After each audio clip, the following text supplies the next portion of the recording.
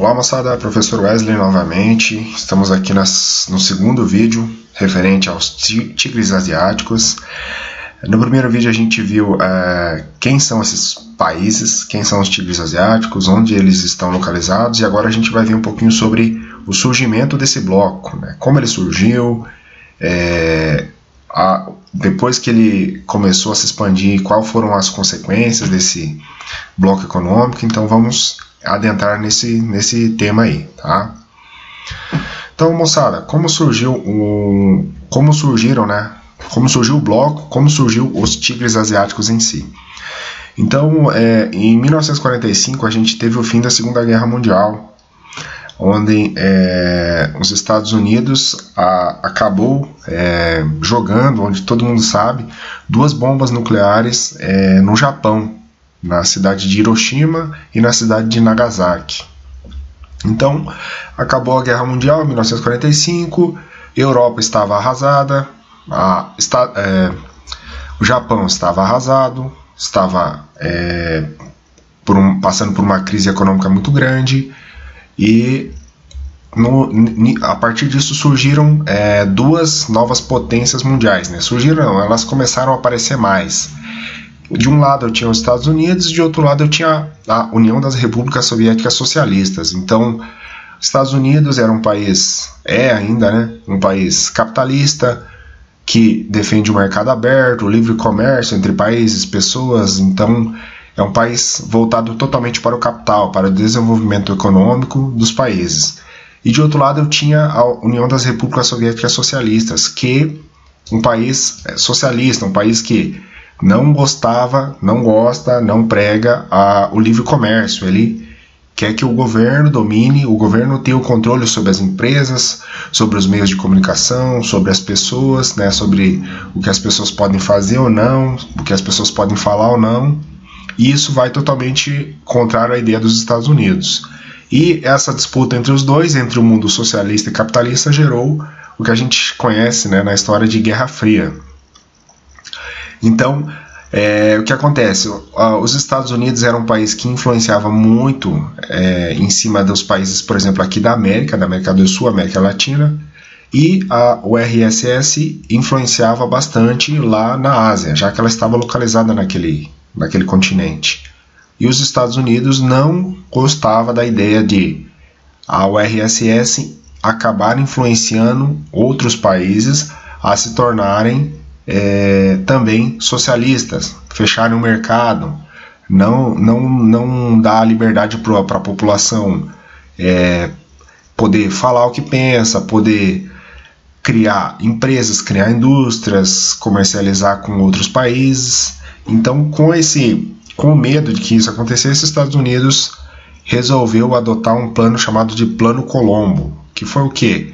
Emprestar dinheiro, investir dinheiro nos países asiáticos para que eles desenvolvessem economicamente. Então, criasse uma indústria de base, essa indústria ia produzir, ia gerar emprego, gerando emprego as pessoas iam ter renda, tendo renda as pessoas iam comprar casa, iam investir em estudo, iam comprar objetos, comprando objetos a indústria ia ter que produzir mais, e a indústria produzindo, e isso veio girando a roda da economia. Então a ideia deles foi essa: vamos investir na Ásia, onde a URSS tem influência, e lá nós não vamos deixar eles implantarem a ideia do socialismo, nós vamos implantar a ideia do capitalismo. E aí isso fez com que essa região asiática onde foi investido, principalmente no Japão, fez com que a região se desenvolvesse, fez com que indústrias surgissem, empresas surgissem, e aí a estratégia capitalista acabou por ser introduzida na Ásia, né, vindo de um país aqui ocidental, um país ocidental influenciando diretamente lá em um país oriental. Tudo isso para evitar a disseminação, né, do socialismo que a URSS pregava na época, né, logo pós Segunda Guerra Mundial.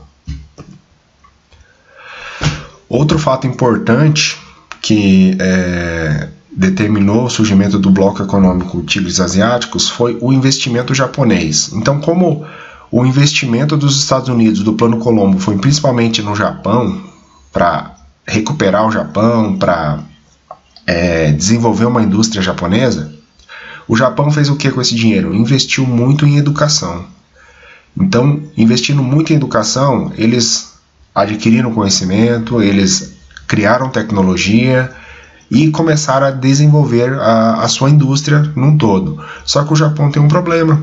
O Japão é um país pequeno, é um país montanhoso, é um país que boa parte do território dele é formado de montanhas. Não tem como você morar, como você fazer indústria lá no topo da montanha.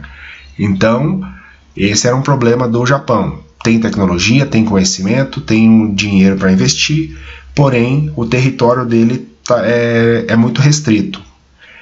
Outra coisa também, a mão de obra é cara. Por quê? O Japão investiu em conhecimento, investiu em educação. Se você tem pessoa com conhecimento, com educação, a mão de obra dessa pessoa vai ser mais cara do que a mão de obra de uma pessoa que tem lá um ensino básico, muitas vezes é analfabeto. Então o Japão, necessitando aumentar, desenvolver a sua indústria, expandir a sua indústria num todo, eles resolveram investir nos países vizinhos, nos países asiáticos vizinhos ali. Então, Estados Unidos inicialmente investiu no Japão, o Japão pegou esse dinheiro e investiu em educação, criou uma indústria de base e, mesmo assim, ainda eles tiveram dinheiro para investir em outros países que tinham vizinho ali para poder aumentar, expandir a sua gama de indústrias, né? Então isso acabou também influenciando, ajudando no surgimento do bloco econômico chamado Tigres Asiáticos.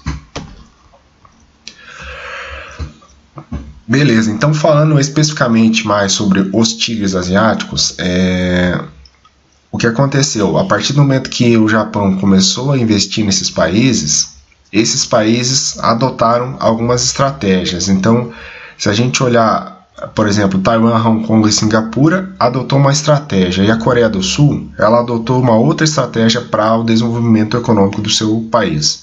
Então, Taiwan, Hong Kong e Singapura foram países que adotaram a estratégia de abrir as suas fronteiras, vamos dizer assim, as suas áreas para empresas estrangeiras investirem lá. Então, foram países que não criaram tanto empresas do seu próprio território. Então, vieram muitas empresas de fora para investir, né, já com tecnologia, com conhecimento de fora, para investir lá e simplesmente montar o parque de máquinas e fazer o negócio funcionar. Já a Coreia do Sul, não. A Coreia do Sul adotou uma estratégia que a gente chama de chaebols. Então ele adotou a estratégia de criar empresas familiares, e essas empresas familiares são do próprio território coreano, sul-coreano, e vamos fazer essas empresas crescerem aqui dentro do nosso território. Então a gente investe em empresas do próprio país, e não que a gente vai evitar que empresas de fora venham investir aqui, mas vamos investir primeiro nas empresas aqui, vamos criar empresas aqui da Coreia do Sul mesmo. Então isso aí ficou conhecido como desenvolvimento da indústria nacional. Enquanto Taiwan, Hong Kong e Singapura abriu o mercado para empresas de fora virem, a Coreia do Sul resolveu criar empresas dentro do seu próprio território para desenvolver a indústria como um todo. Então a gente falou um pouquinho sobre os tigres asiáticos, Hong Kong, Singapura, Coreia do Sul e Taiwan. Porém, todo o desenvolvimento que esses países tiveram na década de 70, década de 80, acabou influenciando outros países da região ali da Ásia também. Então, da região sul da Ásia ali, a gente tem outros países como Malásia, Indonésia, Vietnã, Filipinas, Tailândia, que acabaram se beneficiando do desenvolvimento desses países, porque também eles acabaram copiando, de certa forma, os modelos econômicos, os modelos industriais dos tigres asiáticos. Esses países aí a gente conhece como os novos tigres asiáticos, né? Foram os países que final da década de 80, década de 90, surgiram ali como países que desenvolveram a sua indústria, mas são países que a indústria dele são basicamente indústrias de fora que simplesmente terceirizam a produção nesse país. Então, não são países que criam indústria, criam tecnologia. São países que recebem investimento de fora, que vem de fora para criar parques tecnológicos, parques industriais ali. E por causa de benefícios que a Malásia, Indonésia, Vietnã, que esses países fornecem, essas empresas de fora vêm e investem ali para poder usufruir dessa, por exemplo, da carga tributária. Então, você tem um imposto mais barato, você tem leis trabalhistas mais brandas, você tem um salário mais baixo para pagar para os funcionários, muitas vezes exploração do trabalho infantil. Então, por exemplo, hoje é muito mais barato você produzir um tênis da Nike na Malásia, na Indonésia, no Vietnã, do que você produzir nos Estados Unidos, onde a mão de obra das pessoas é muito mais cara. Então, você vai lá e coloca uma indústria de tênis lá na Malásia, porque a mão de obra lá é mais barato, porque a carga tributária lá é mais barata, porque para montar um parque de indústria lá é mais barato, né? O terreno é mais barato, tudo mais. Então, isso foram os novos tigres asiáticos, países que simplesmente se abriram para outros que vieram usufruir do custo mais barato da produção industrial. Moçada, é isso aí. Então essa foi a nossa segunda aula sobre os tigres asiáticos. A gente conheceu um pouquinho mais sobre como surgiu esse bloco econômico, o que foi o investimento japonês, o que foi o desenvolvimento nacional, né, da indústria nacional, e quais são os novos tigres asiáticos, tá? Então, na nossa próxima aula a gente vai estudar cada um dos tigres asiáticos, quais são as características de cada um deles. Então, se você gostou da aula, se inscreva no canal, curta, compartilha com seus colegas aí. Até o próximo vídeo. Obrigado.